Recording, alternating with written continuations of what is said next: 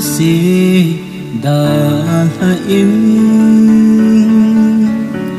ka zui tai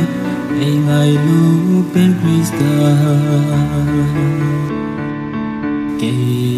ma nung chon kit lo ting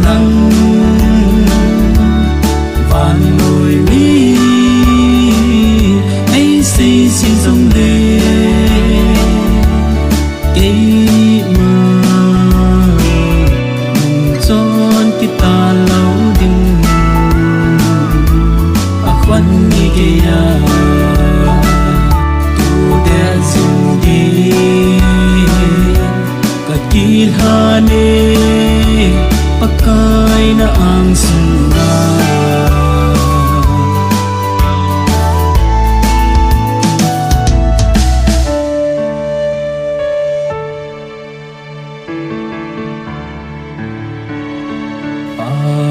pakai nang tây lâu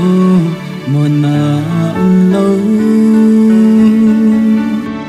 kalhaga ki chon nga na din pagka ni tinang kangay si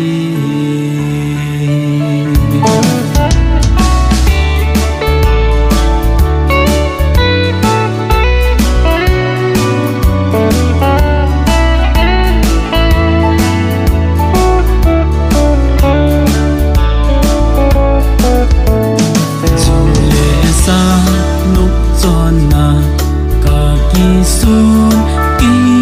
mơ ôn sốt mây tiêu kana sonin kan ha ka ki chon mana mun tun sốt ban dam nun pakai mun si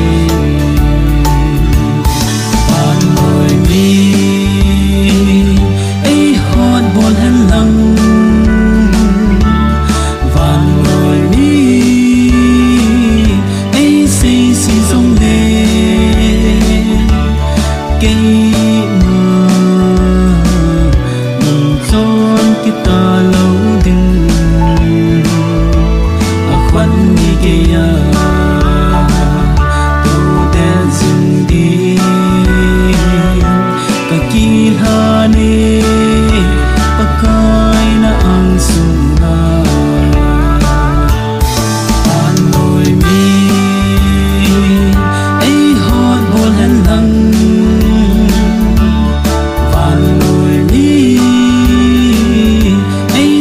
xin dòng